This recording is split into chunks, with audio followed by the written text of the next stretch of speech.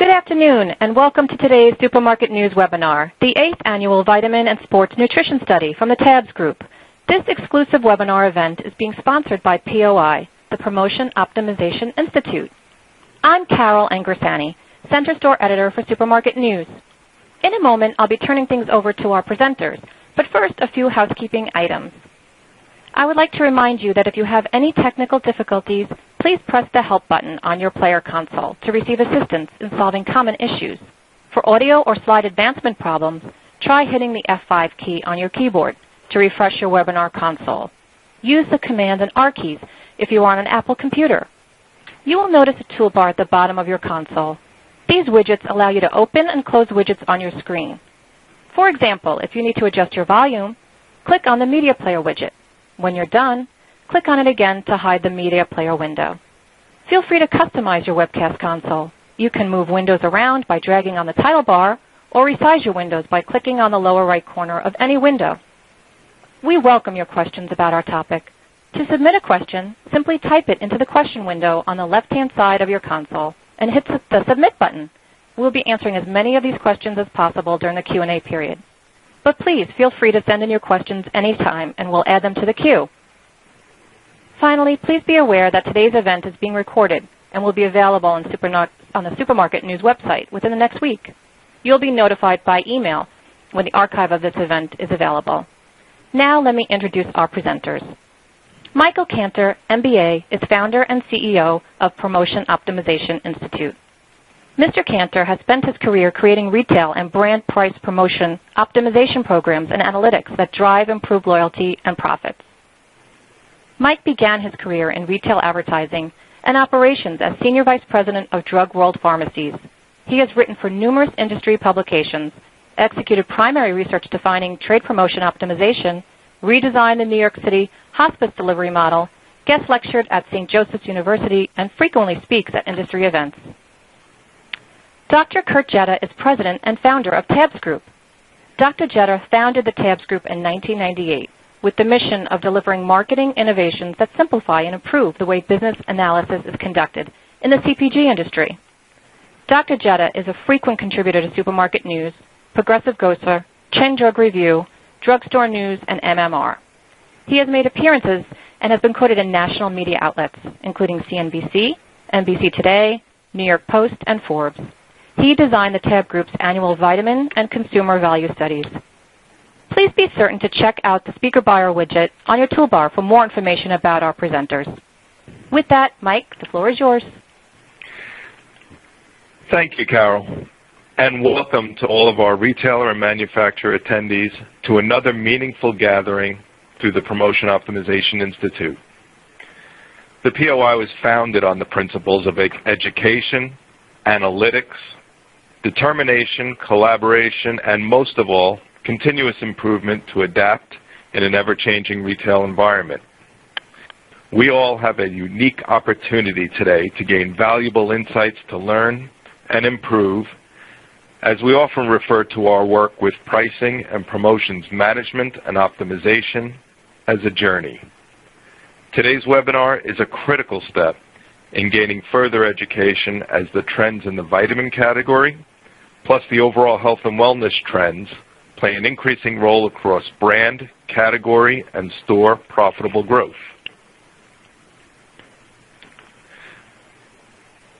So, with that, to bring a little history and get us up to date, the Promotion Optimization Institute with Gartner surveyed retailers and consumer goods manufacturers to better understand their progress with personnel, processes, and tools. And based on the research, the slide in front of you, today versus just 5 years ago, advanced analytics, including price and promotion optimization capabilities, are being implemented and utilized across internal and external teams with greater consistency. Retailers and manufacturers believe collaboration is key to greater success in serving a shared shopper and consumer going forward, and accordingly here, we are making progress.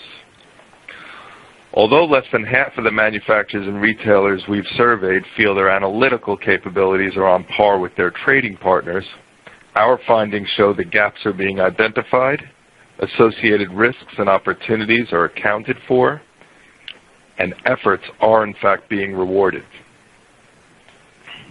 So we're getting there, and we're getting there a step at a time. I'm proud to say many of our members are successfully moving along the collaborative promotion optimization maturity curve, and they're achieving mutual growth. Today, many have created trading partner teams and are able to integrate, interpret, and share data. Leaders are creating and planning around mutual key performance indicators.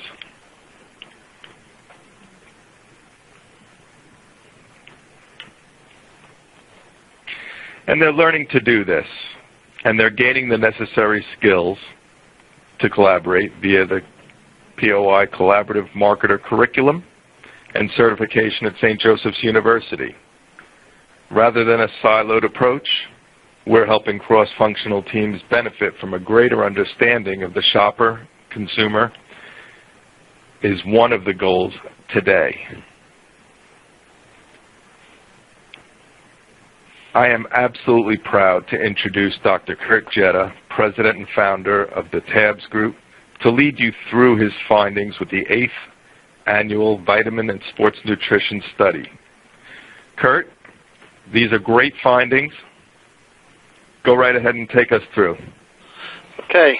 Thank you, Michael, and thank you, Carol, for your support in the 8th Annual Vitamin Study. This is the 3rd year in a row that we've actually done a webcast on the results, and we always have some great feedback and new topics to follow up on. So I strongly encourage all of you to challenge, question, and make sure you understand the information. So this year also is something new where we added sports nutrition. We had always focused really exclusively on vitamins, and now we're adding at least some initial understanding of the sports nutrition category as well. A little background on the research specs. So the major methodology is through a survey of a little over 1,000 consumers, geographically, demographically dispersed through the Caravan panel. Just make a note, this is the first year we have used this panel. We've used it for other research. We use them in our consumables study. And there is, whenever you change vendors and you deviate from a consistent methodology, there's a possibility of getting some spurious results. Anything that looked really out of whack, we've gone back and made sure to corroborate those results. And so there may be one or two things, and I'll call those out. But in general, you'll see that there's still a strong trendability to the data. Even though we call it the 8th annual, that implies we've done it every year for the last 8 years. This is the 8th study. We've done it consecutively for the last 6. We had started in 2005, did it in 2008, and then we started doing it on a regular basis in 2010. Some of the definitions I'll use when I see FDMCD, Food, Drug, Mass, Club, and Dollar, which I'll use interchangeably with the term mass market, not to be confused with the term mass merchandiser, which is a Walmart, Target, Kmart, etc.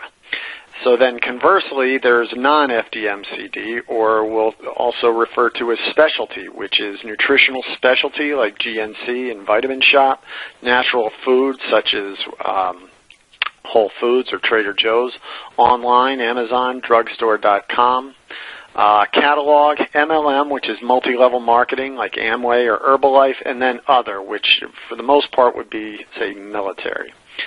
Also this year on a classification note, we used to call Meyer Food consistent with the IRI Nielsen definition of that retailer. Actually, consumers seem to be more considering them as a mass merchandiser because they never really, there's a lot of respondents that always said, well, I don't shop at any of these. They put Meyer as other.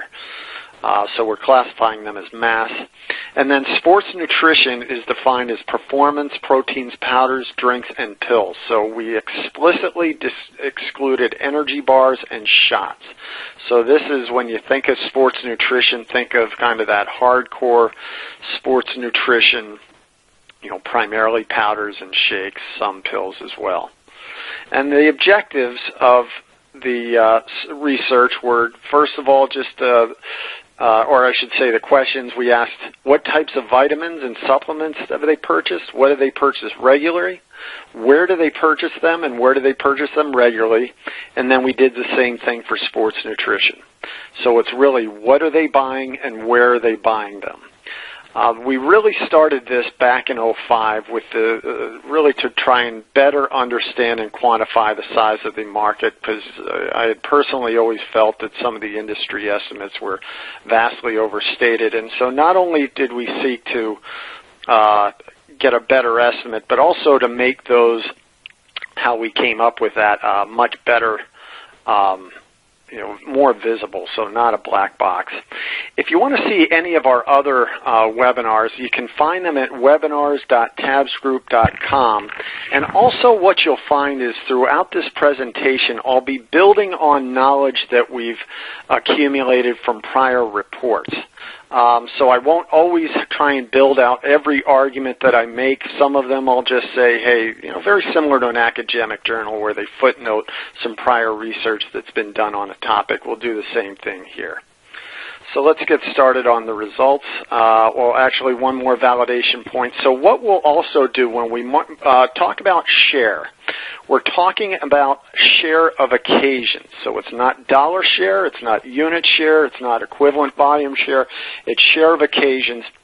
And why we do that is because we've been able to identify a very strong correlation between respondents, what they say they buy and how often they say they buy it, and the occasions that we can validate through the household panel data. So very strong correlation, not only in vitamins, but in OTCs and consumables. And again, you can see through some of our other research how a lot of this stuff correlates very strongly. And then with that, we can create this measure we call share of outlet mentions that correlates very strongly with that share of occasions. So now with that, let's get into the data. So the first thing we find is that in the category, there was a slight drop in household penetration or consumer penetration. So last year in 2014, it was 75%. You can see that up at the top left, and then it dropped slightly to 74%. But the bigger piece of news in this for this year's study was the drop in heavy users, which we're defining as consumers that either say they bought 3 to 5 times, 3 to 5 types, or 6 or more types. So we're basing it not on a frequency basis, but how many different types of supplements they buy. And you can see on both of these classifications they dropped, and there was a little bit of migration over to the lighter users. So an overall drop and then some migration. So heavy users, a substantial part of them became lighter users. As we look at one of the interesting things we've tracked over the years is how men and women kind of determine the success or failure of the category. Last year we saw a really interesting jump in male penetration, and there was a question of, is this something consistent or that we'll expect to see, or was it just something very temporary? And it does appear that it's being very temporary. So you can see here's that overall penetration to the top left. And then if I go to the second area where I see the 32%, that first circle there, that's that drop. 32% of the users now are heavy versus last year 37%. So a much lower of the total universe of users in the category, a lower percent are heavy users. And the real big drop we can see came from men. So men, particularly on the heavy users, kind of went back to their normal 29 to 30%. But you can see that there's a pretty decent level of variability, again, in the percent of men that are heavy buyers. So 30% of men this year, last year was 38. and 30% in 2013. Women, on the other hand, have a much more gradual migration and decline. And what this does, because they are the more predominant users, they are the majority of users, that really, if enough of them leave their status as heavy users, that limits the upside category potential. So it's a pretty big issue, more of an important issue, I think, than the whole variability in men, is that whole longer-term decline, because now this is the third straight year we've seen that in women. And this has always been a very strong growth category, and so that has implications for longer-term growth. This may be a little bit hard to read, so what we're looking at here is all the types across the top: adult, multi, fish oil, vitamin D, C, and if you can't recognize some of these, I'll be happy to call them out. But what we do then is, this is the latest 6 years of penetration, and let's call out some of the growth areas. Probiotic was the only type out of all of these that we talked about that saw substantial growth. Now, those of you that were on the call last year might recall that we kind of solved this mystery that had been plaguing us in this product type for the last few years, where we were seeing these declining trends on penetration probiotics, yet the category was growing, in a pretty robust rate. And what we found is, as we revised the questions to expand probiotics such as Align and Culturelle and Philips Colon Health and some of those other more well-known probiotic brands, that's when the penetration jumped. So, which told us that a lot of these consumers weren't associating those brands actually with probiotics. They might have just talked about the digestive health, or there's some other general benefit. And that's also kind of what's interesting about these surveys, if you do them consistently enough. When you have a piece of information that doesn't corroborate with what you know to be true, that also gives you some information that if you did a little more research, you'd probably come up with another interesting insight. But the bigger news here, and that conforms very closely with what we were seeing on the kind of the loss of the decline in heavy users, is some of these product types that showed substantial declines. Adult multi was almost like a delayed effect from some negative press and negative research that had come out. Fish oil now has been this consistent decline down, and that is very consistent with what we see in the market. Same thing with calcium. And actually a pretty significant decline. So it peaked at 28%. It's now well below 20% penetration. Other declines would be joint relief, which had this odd little spike last year, but it kind of, the longer-term trend is definitely downward. Again, that's what we're seeing in the marketplace. And then one of the questions that people, as we were talking early on about this survey, is, what's happened with other herbs or herbal supplements in general? There's been a lot of negative press on that, as kind of some political fallout from some things going on. And interestingly enough, we don't see it in the mass market data. Here we do see that there was a pretty substantial drop in penetration from 10 to 8%. And what we see is that is oriented primarily toward users in the specialty channel. And that is something you would expect. Other herbal supplements has a very, very strong skew to the specialty channels. Specialty channels skew to heavy users. So just by inference, this is not an explicit, this is a cause and effect, but what I'm inferring from this is that there was a negative effect from this negative press that disproportionately hit the specialty channels and herbal supplements. And as I noted, we haven't seen that in decline in the mass market yet, even in the more recent periods. Now let's get into some of the information as we look at penetration by channel. So we're breaking it up into the user groups, those that are marginal, kind of the 1 to 2 types, the above average 3 to 5, and then 6+. And these percentages measure the percent of the total adult 18+ population.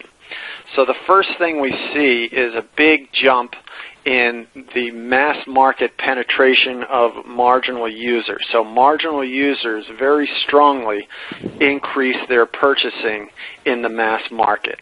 and not so, they didn't really increase all that much, very slightly in specialty. What we also see is that for both of these heavy user groups, specialty outlets saw a decline. For mass market, there was a decline from 15 to 12 for the 3 to 5 type, but it was flat for the heaviest type. And those 6+ types are the real hardcore users. They're about 10% of the user base, and they account for, our estimates are 30 to 35% of all the purchases. So when you see specialty losing even a percentage point, I mean, that goes from, when you go from 6 down to 5, that's a 17% decline in these people that are really the heaviest hardcore users. So that is a meaningful decline there. And so as we aggregate all this up, where's all the, because one of the big questions obviously is how big's the market? And so what we do to quantify that is let's identify what percent of the purchases go on in the channels that we can measure. That is what is known. And so if we look at the vast majority of users, 92% in fact, purchase in mass market at least once. Only 31% of users purchase in specialty at least once. Those numbers have been fairly consistent since we started this survey in 2005. They jump up, they vary, but basically what you can see here is here's again that big increase year over year in the marginal users that are exclusively purchasing in FDMCD. There was some drop in the dual purchasing. You can see 2015 in the blue, and you look at the middle, the dual, and then the specialty only, where you can see there's that drop again for the 6+ types as we go to the, now, if we look then at, so we say 100% of volume, obviously, of people that say they only buy an FDMCD goes to FDMCD. We allocate the volume going from dual purchasing, and then obviously all that volume goes to specialty, the specialty only. But if we look at the percent of buyers and percent of dollars, only 8% of the buyers buy at specialty, of category buyers now buy at specialty only, and that's down from last year from 10%. And only 10% of the dollars are these exclusive specialty only. And conversely, we saw the loyals to mass market go from 66 up to 69% of the buyers, and the volume went from 51 to 56. So a pretty significant shift in those loyal to the mass market exclusively. Dual outlet, there was a bit of a shift in the purchase occasions in dollars, but as far as the actual number of buyers, it went down slightly for dual outlet purchasers. So you saw this mass market recaptured some of the share they lost among light buyers. So one of the big pieces of news last year was that online was capturing some light buyers, which we had never really seen. We'd seen almost it was the exclusive domain of mass market with the light buyers, but online took a big chunk of them. Well, mass market seems to have gotten a lot of them back. And then here's that point, the specialty-only purchasing actually dropped versus a year ago. And we can corroborate these results by looking at some of the public statements from some of those nutrition specialty companies that they've noted a weakness in their business. So those are the types of data sources we go to and the information sources to corroborate results that we see in this study. So clearly what's going on is less than half, much less than half of the volume is going on in specialty. In fact, we're estimating 2/3 of the retail dollars are occurring in mass market. What we're looking at left to right in this graph are all the various outlets, and we're considering online as a standalone outlet, whereas these banners at retail are other, also outlets. So where we have the highest degree of statistical confidence, these are share of occasions. And remember, we talked about how we validated that. But we then also overlay estimated transaction size per occasion to get the total dollar estimate. So for example, Walmart at $1.7 billion, online at $1.9 billion. So there's a much higher degree of variation around those estimates than there are the shares. But take a look at online that actually dipped from 9.9 billion share to a 9.7. And if you see in light blue, that was the share last year. Our estimate of total outlet sales then at this point are $11.8 billion, which is up 3% from last year's $11.4 billion. So you say, well, how can that be? The industry estimates say it's over $30 billion. So obviously there's a hell of a gap. Well, again, I'll go back to the fact that we know pretty definitively from all doing this research consistently since 2005 that the vast majority of purchase occasions and the majority of buyers actually are entirely loyal to the mass market channels. So and that seems to be a bias in the industry regardless of which category and topic you're talking about. People always tend to overestimate the size of businesses and opportunities that they can't measure. There's always kind of that grass is greener type of mentality. So whenever somebody says, well, we think it's $5 billion, the online opportunity for such and such category, probably it's a good idea to chop that at least by half, no matter what you're talking about. So online, as we talk about how we're defining outlets, online is the number one outlet. So 1.9 out of that's well over a 15% share of dollars, but the share of occasions is down. And we'll talk about why that happened in a minute. Who gained? Walmart, Costco, Rite Aid were the three gainers, and again, we've been able to corroborate that through other sources. Remember, we're talking about gaining in occasions, share of occasions, not in share of dollars. So there's less confidence around that, but we do know that two of those three actually have had a pretty significant increase in dollars as well. Who's lost? Well, online I've talked about vitamin specialty, grocery, and Sam's. The only one that we have a difficult time corroborating fully is grocery because we do not see that in the market data. Over half that, but not all of it, and not even the vast majority of it, but we know a little bit more than half of that is explained by how we're redefining Meijer and Fred Meyer and some of those other super centers. But quite frankly, we can't quite identify why grocery saw a decline. But as I mentioned earlier, when you have these outliers, often there's insights and really good insights once you can track down the reason why it's an outlier, because this survey methodology has proved itself to be extraordinarily accurate in kind of identifying trends and just macro sizing, for many different categories and industries that we've worked with. A lot of the interest also is how, who's doing all the business in online. And this year there was a big surge we were tracking toward the pure play online. The previous 2 years, about 2/3 of the purchasing was done with the pure play online. So when we say pure play, that's Amazon, that's Swanson Vitamins. It's entities that don't have a brick and mortar outlet. And so Amazon really surged quite a bit, although in absolute purchasing, we don't see the same thing. It's just all the others declined at a much higher level. And where we saw the biggest decline in online was among heavy buyers. In fact, light buyers, light category buyers, there was just as many this year as they were last year, but the migration out was from heavy buyers. Not as many, not nearly as many were purchasing online this year.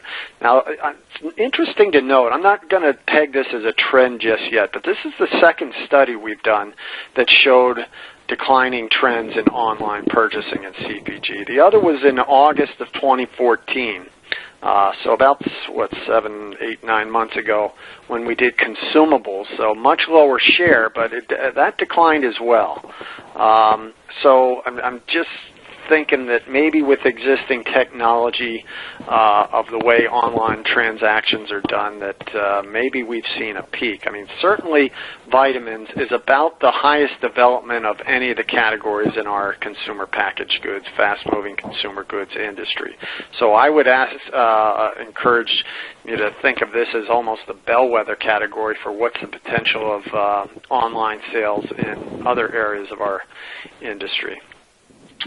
So what's causing these shifts? And the biggest thing we can point to definitively are retailer promotions. And thus we get to kind of a nice convenient tie-in. We didn't go in with this predisposition, but certainly now it's highly relevant that we're working with the Promotion Optimization Institute, because it really kind of underscores the importance of why retailer promotions. I mean, this is kind of talking about and giving us great insight as to why we saw this reduction in heavy buyers and online sales. So work with me on kind of going through the logic. So we're identifying the two different types of deal tactics. So there's 10 of them in total. Passive and active. So think of a passive tactic as I don't have to expend any effort to get the deal. I'm either buying at an everyday low price retailer, I'm buying private label, I'm getting a bonus pack or value pack. An active tactic, on the other hand, is something where I actively have to do something to get the deal. I either have to shop at a bunch of different outlets, I have to use a loyalty card, clip a coupon, go online to get a digital coupon, those types of things. What we see in this category, and this is from 2 years ago, but it's still relevant today, we don't see a whole lot of shift in these metrics, is that passive tactics overall are more preferred than active. And then what's particularly important is there's less passive tactics. There's 4 versus 6. So that's why Walmart is so highly developed in this category relative to other mass market retailers. But what we also see is it doesn't differentiate between light buyers and heavy buyers nearly as much as active tactics do. So you can see on active tactics, they're employing heavy buyers in vitamins are employing 1.7 versus the light buyers only employing 1.3. Now, in prior webinars, I build a fairly extensive case that this is cause and effect. It's not correlation, meaning the more active tactics people utilize, the more stuff they buy. Conversely, to the extent that you don't offer those deals anymore, purchasing goes down. And again, I'd encourage you to go to some of the other webinars on particularly a consumer value study. So let's cut it a little bit a different way. So here's passive versus active, mass market versus specialty buyers, people that buy in mass market, people that buy in specialty, and there's, of course, some dual outlet shoppers in both of these groups. But you can see consistently people buying in mass market are more deal sensitive in this category. So that's step one. Also, you get a greater degree of disparity again among the active tactics. So that is a bigger driver of changes in behavior are the active versus the passive.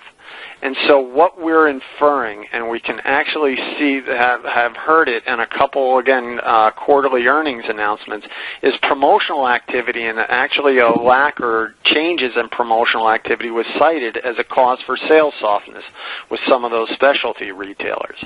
And again, that is very consistent with what we see in our research, is the cause and effect of promotion.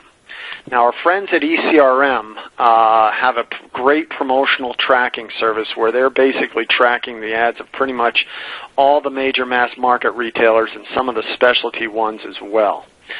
What we see here is year over year in this category, particularly the drug chains, had a much bigger increase in the number of ads and what they call effective ads. So not like the little, line ads, but pictures and a call out to the price.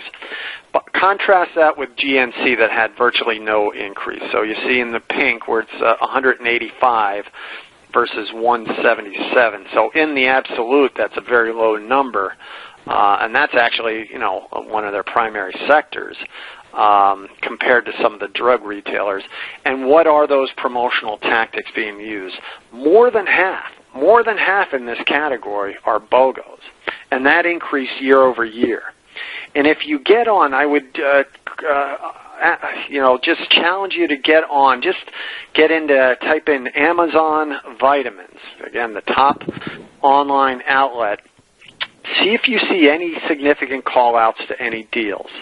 So to the extent there's a lack of compelling deals online, and to the extent that online was drawing disproportionate amount of heavy buyers, and heavy buyers will buy more if there's deals, that would suggest that was a big reason why not only online but some of the other specialty channels were lost share this year versus last year. Now let's turn to sports nutrition. So the first step is, again, this is the first time we've ever asked this incidence. What percent of people say they bought the category at least once over the last year? And we're defining it as so 37, just over a third, say they bought anything in sports nutrition. We define 4 key segments. Soy or plant-based protein was one segment. Other proteins such as whey or casein protein, so a focus on protein, was second. The ready-to-drink sports shakes was the other one, and then any other performance pills, powders, or RTDs that isn't specifically kind of a pure protein. So you can see that the shakes were the most preferred or most highest penetration. A good friend in the industry asked, well, you should have really broken out soy and plant-based, because plant-based is on the uptick. Soy has kind of been around forever, which is true, and we'll definitely break it out next year. But one of the reasons why we combined it is they are kind of marketed the same, meaning they don't have the heavy-duty sports workout call-out. They're very, very much ingredient type of call-outs, and so that's why we kind of aggregated the two. And even when we aggregate the two, the penetration at this point is still below the other 3 segments. Then we asked the frequency, so we didn't ask the number of types, because unlike vitamins, this is kind of doesn't break into nice discrete types where vitamins has 50 different types. Here we have kind of more general segments. And so one of the things that you see is the 2 segments on the left, soy and then the other proteins, have a lower percentage of their buyers that are heavy buyers. So the hardcore sports, and that's something that's interesting we've seen in other studies we've done. You kind of have this heavy, hardcore enthusiast that's really buying a lot. So this is saying they're buying 6 to 10 times, and 15 and 11% are buying, almost monthly, which is, given the, quantity on some of these things, kind of we call the jug-o factor, these big, huge, 3-4 pound jugs of powder. They're still plowing those things down at a fairly high rate. So a very substantial contribution of heavy buyers to those segments.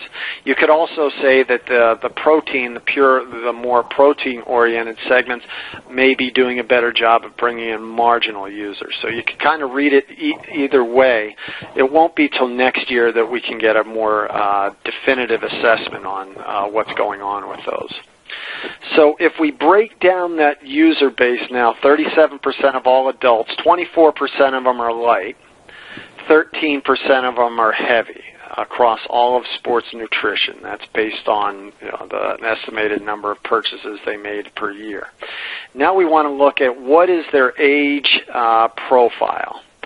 And so a couple things stand out. So what we're looking at is left to right, much more discrete age breaks than you're probably used to seeing. Kind of when you talk age, 25 to 34, 35 to 44, etc. Here we're in 5-year age breaks, and it actually provides some extra insight. So first thing you'll notice is how high the incidence is up to the age of 40, and then there's a pretty substantial drop-off, gradually declines, and then at the age of 60 it pretty much goes to a very small. That's among all users.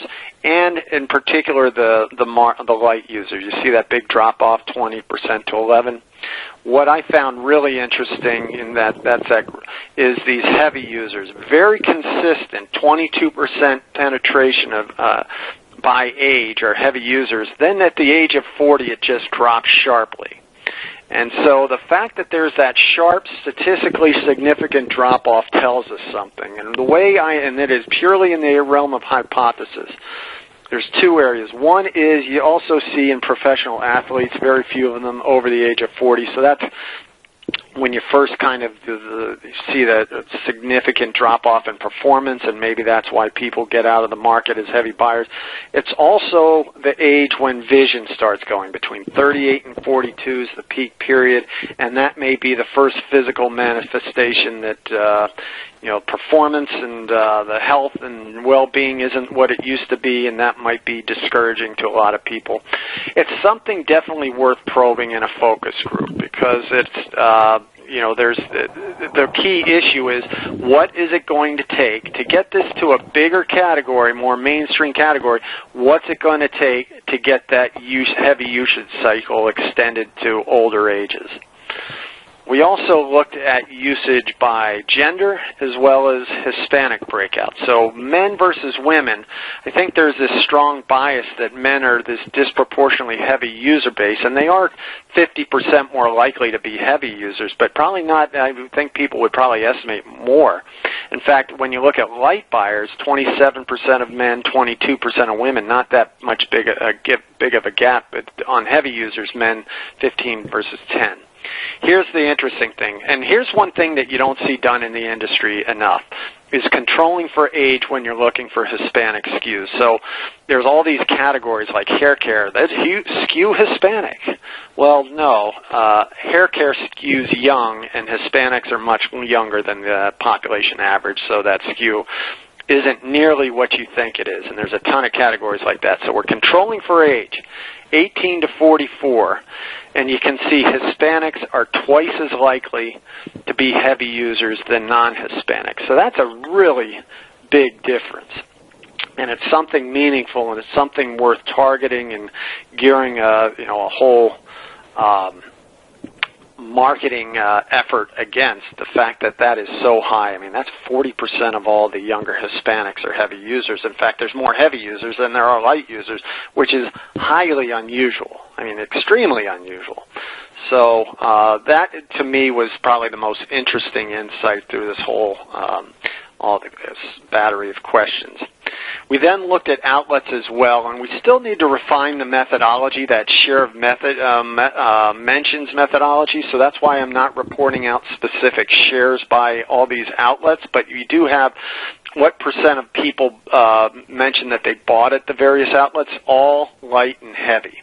And remember, light is about 2/3 of the buyer base. But if we a couple things to notice how dual outlet shoppers much more skewed to the heavy buyers. The people loyal to specialty is across the board 22%. Remember, on vitamins that was 8%. So 3 times more likely to be loyal to sports nutrition than vitamins for the specialty channels. You can see among all buyers, Walmart and Target posted the highest. So, and I think there's this idea, again, and perception that specialty, the majority of sales are going to specialty. And we actually did some research for a client several years ago, 5, 6 years ago, and that actually was the case. I mean, so there definitely seems to be some shift toward the mass market, very similar to what we're seeing in vitamins, probably more pronounced than what we're seeing in vitamins. But if we estimate the market, so this is, we're breaking it into specialty, mass only, dual channel, and non-FDMCD by our estimate. So we get 40% of that going to mass market because they're by definition exclusive, and they get about 1/3 of these people, actually less than 1/3. We're estimating about 50% of category dollars are going on in mass market. And again, the methodology is we can measure that, we know what that is, and we can project that out. And that projects to then to a $2.6 billion category, which I think, again, would be much, much lower than what you see in other industry estimates. So what do we know about all this? What are the implications? So we're calling the industry vitamins $11.8 billion, which is about 3% growth, and we're projecting that growth to continue in the mass market and really struggle in specialty. There was this shift from heavy to light, incidence down slightly, but it was really the migration of a substantial, meaningful number of heavy buyers that now became light buyers. Probiotics, the only type to show penetration increases. Others were flat to down. The ones that we're seeing longer-term declines in penetration, calcium, joint, and fish oil. And then women are showing these gradual declines in heavy usage over time, which suppresses category growth potential. Who's growing? Well, on occasions it's Walmart, Costco, and Rite Aid. Specialty outlets is flat to down for the second straight year in total occasions, and share is dropping. And importantly, online share saw a drop for the first time that we've tracked in the 8 years we've done this study. Online is still the #1 outlet, followed by Walmart, Costco, grocery, CVS, and Walgreens, so all mass market outlets, so none of the specialty guys are creeping in there. Brick and mortar domains, so the online extensions of Walmart.com, CVS.com, lost share in vitamins. And potential causes for online, not only for the brick and mortar, but for all of them, I would rate in order, is lack of compelling promotions. And I can't really talk to this changes in SEO. I just have seen that hypothesized by other entities, which, given the shift, it seems like it's plausible. And then the negative herbal PR, I think hopefully I built a case that's is plausible that would have hurt online disproportionately. Retailer promotions have helped prop up sluggish trends in the mass market. So remember, we're the kind of a tailwind, wind pushing against us is people kind of leaving the category, but promotions are propping that up and increasing sales among heavy users, and that has a high explanatory power for why mass market trends are the way they are and why they're growing in online and the specialty is not. Sports nutrition, $2.7 billion category. 37% of the people are in the category. RTD shakes are the most popular segment, both on incidence and heavy usage. The protein powders tend to have a lower category commitment. The penetration is decent, but less than 30% are buying 6 or more times a year, and that's what I call that jug-o effect. And in fact, in these types of this segment, seems to be all you can buy is those mass, $50, and that I think is a reason why a lot of that sales have shifted to mass market. So you get that large jug-o powder, but you get it at a much, much lower price. I mean, it's a massive price differential. There are these very strong demographic skews in sports nutrition. Men more than women, but women are still important. A sharp drop-off in heavy usage after the age of 40, and then Hispanic skew. So all of these have major implications for how you market these products. And then we're estimating about 50% of the sales occur in the mass market. Yet there is still this pretty sizable loyal base to specialty channel. In fact, it's 3 times more than that are loyal to VMS as far as the percentage of total buyers. So with that, I thank you for listening, and I'll turn it back over to Mike. Thank you, Kurt, and thanks for the details of retails. And we have Q&A coming up. But for those of you who have stuck with us, if you're hungry for more information and learning about this, there's a special offer in front of you to join us in Dallas in November. So please take a look, take advantage, and I'll turn it back to Carol now for Q&A, and let's go through that. Thank you. Yes, thank you. Thank you, gentlemen. Some very interesting insights were presented. Okay, so a few of you already have submitted some questions, so we'll get started on that. And while we're going through your questions, please take a moment to answer our exit survey by clicking on the red survey widget located at the bottom of your console on the widget toolbar. Okay, so we will get to our questions. Question number 1. It looks like in addition to probiotics, vitamin B and children's multi also had sustained high growth. Yeah, vitamin B actually dipped a bit, I think. I'm pretty sure. Or it was flat. So that was kind of the first year that we did not see in a while. So it had some pretty explosive growth over the last few surveys. Children's multi, I was kind of back and forth on should I even call that out. Because we had a dip last year, and it kind of returned to where it was in 2013. So I wasn't quite. Yeah, I mean, you could make a case that it's. I mean, certainly in the market data, we don't see real strong growth, so that's kind of why I didn't call that out. A lot of that strong growth did occur in 2012, 2013, behind the explosion in gummies, flattened out a bit, and our survey actually showed that last year, and then kind of it blipped back up this year. Okay. Okay, thank you. Also, next question. Do you have VMS percentages by Hispanic? We do. I mean, I don't have them handy, but that's certainly something we can pull up, and if you want to kind of contact me afterwards, we can certainly review that information with you. I can be reached at Kurt Jetta, KURTJETTA, at tabsgroup.com. Okay, very good. Also, are you including sports drinks like Gatorade in the RTD sports shakes category? No, that was explicitly stated not to include that, and I should have included that in the methodology. Yeah, we said do not include those types of drinks. Okay. Now, whether they listened or pay attention, that's a whole other topic, and that's right. kind of why, in year 2, we'll be able to kind of calibrate how we ask the questions and those types of things. Okay, I'm looking at your GNC share of sports nutrition, 13%, which would suggest about $338 million in sales. Again, there's more to the question. That's not share. Yeah. Okay.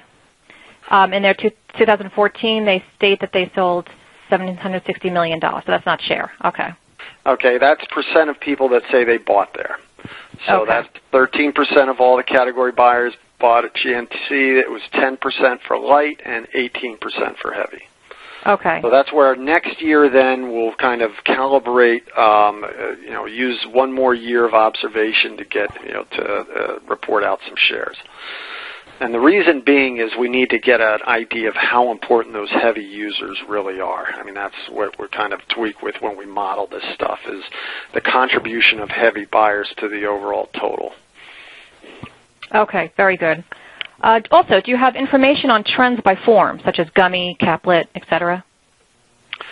That's not part of the survey. It's something that can be easily followed up on, but yeah, we didn't have it. So we're inferring, just based on some of the shifts we've seen in adult and child multis, that gummy has been playing a pretty substantial effect in those two segments, but no, we didn't ask it specifically. Okay. MBJ sales state VMS to be about a $35 billion category. Your numbers are much lower. Who is right and why? I'm right, because I said so. No. Actually, that's the NBJ point of view. We're right. We're the industry standard, and don't ask me any questions. So hopefully what I did was build the case and show that it's not a total black box on how we're coming up with the numbers. Again, to just review the methodology is, let's measure what is known. What we can all agree on is actual, and that's the Nielsen IRI / measurement of the universe. And then let's, as accurately as possible, project out, understand what percent they are of the total market. And the two biggest stats are 92% of the people buy in mass market for vitamins, only 31% buy in any specialty. So almost by definition, with that type of disparity, it's going to be impossible for specialty to all of a sudden account for 80% of more of the category total. Where if you look at the NBJ numbers, you don't get a whole lot of specificity on where that number is coming from other than industry sources type explanation. Okay, very good. Dr. Jetta, excellent research. One thing that caught my eye, slide number 12, you were building the case that active tactics are a bigger driver in behavior. And while I completely agree, I didn't see this in your numbers. Yeah, so that's where I would, and that's what I would encourage you to go back to the webinars, because I just didn't have time to build like a 3 or 4 slide build up to that.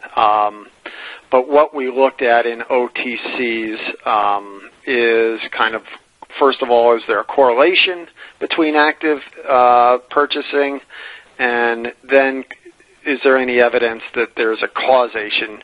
And in fact, it was causation. Now, in this data, when there's a higher degree of differentiation, when active generates bigger differentiation between groups, that is suggestive of a greater degree of explanatory power, but that's not definitive. So that's why I would encourage you to go to that webinar to see a more definitive proof that it is, in fact, causation, and it's really active tactics that are the drivers of more behaviors.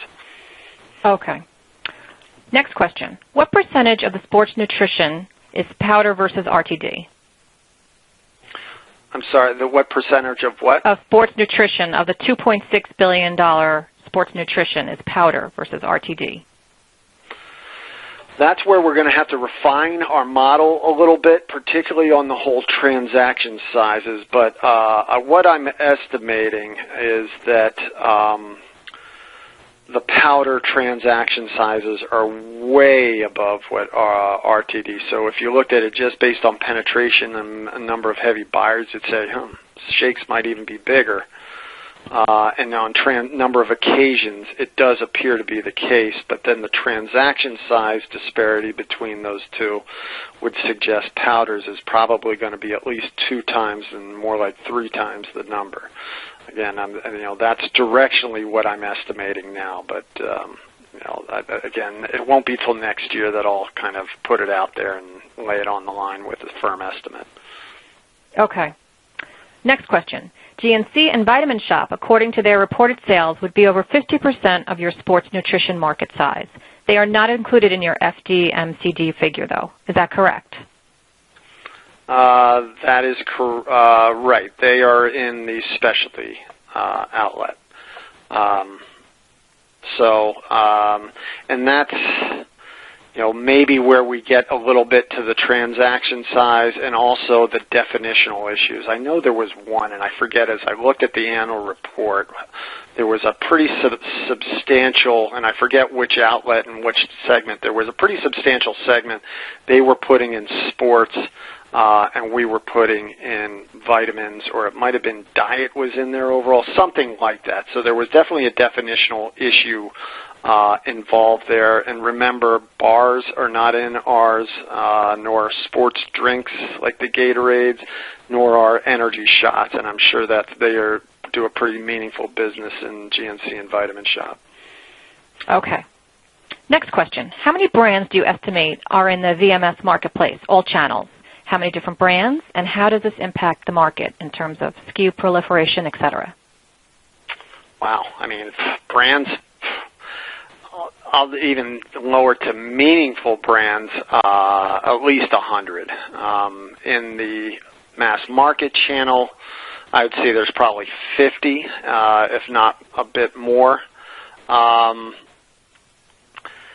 And one thing we have seen, so there's 3 elements that we've seen over the years that drive category growth in vitamins. Innovation, which there hasn't been hardly any in the last 2 years. SKU count, more SKUs, highly space elastic and brand elastic. So more brands equal more sales. And then the promotion. So there seemed to be a bit of a pullback on SKU proliferation and expansion of categories this year. In fact, the last 2 years, there's been no innovation, and so you're kind of left with promotion as the likely suspect of what's explaining a lot of the shifts in outlet shares.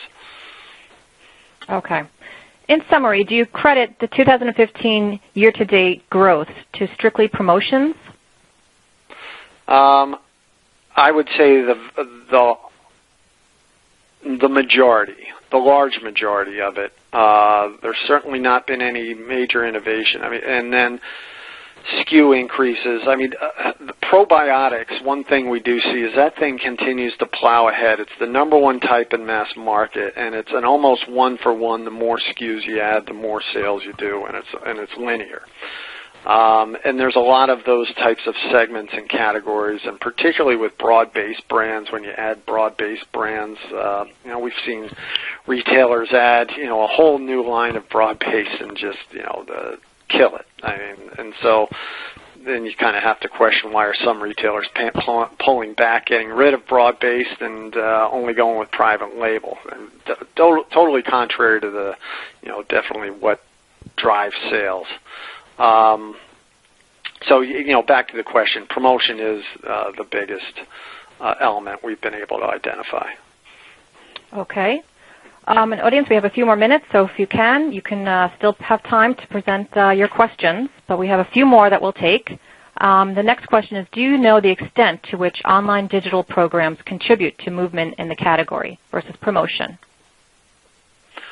Well, I'm inferring that it's most of it versus, because and this is purely kind of anecdotal in search of, in search of the great deal online, and I just really had a hard time finding them. And one thing, if you look at some of our other research on, consumables and heavy deal shoppers, people actively engage in deal search. Almost 45% of them will employ at least 5 of those 10 tactics. So if you're going to make it tough for them to get a deal online, they're going to do other things to get a deal, and it's probably going to be, go to the store and get those deals and not, mess with it. So it's definitely not promotion that is propping up sales online. It's something else. Okay. Okay. Also, did you see deep promotions drive heavy user sales, or was it in any promotion type? Deep. So BOGO is the most used, more than 50% according to ECRM, according to our own analysis. And again, on one of these webinars, I kind of show you some of the specifics. Is there's this accelerating effect the deeper you get. So the change in weeks of supply from going from a 25% discount to a 50% discount isn't double the effect. It's probably more like triple or quadruple. And because of that, deeper in this category is better. But that's where the kind of doing it intelligently, I mean, if you just go helter-skelter and start buying a bunch of BOGOs, you could lose a lot of money if you're not smart in how you're structuring the deals. And, that's one of the whole, things that POI really helps manufacturers do is, hey, what should those deal structures be? How do you negotiate better deals? But also, not all segments and types are responsive to promotions. I mean, I know there's several of them on our list, but a good example, echinacea. Doesn't respond to deep promotions. Now, it's not to say you want to pull those out of a broad line promotion, but you do see those types of differences across types. Okay, and this is the last question. It's in regard to the VMS marketplace. We estimate 1,800 brands and around 80,000 SKUs in all channels. Does this square with your data? I wouldn't challenge that. I mean, what we know is in the specialty channels, any given outlet, I mean, just look at spins, there's probably, hundreds. I forgot to mention the specialty. I was just doing mass market, 100 meaningful brands. 1,800, I mean, they probably exist, but I think the more relevant discussion is how many of them are meaningful or have some kind of footprint in the consumer landscape, and I would probably not 1,800, but it's a lot. I mean, even if, let's say, 500, that's way more than any other HPC category. Okay. Well, I believe we have run out of time, so I would like to thank our presenters, Michael Cantor and Dr. Kurt Jetta, for their valuable presentation this afternoon. I would also like to thank POI for making this webinar possible. And I would also like to thank you, our audience, for your time and participation in today's event. We look forward to seeing you at the next Supermarket News webinar event. Have a great day.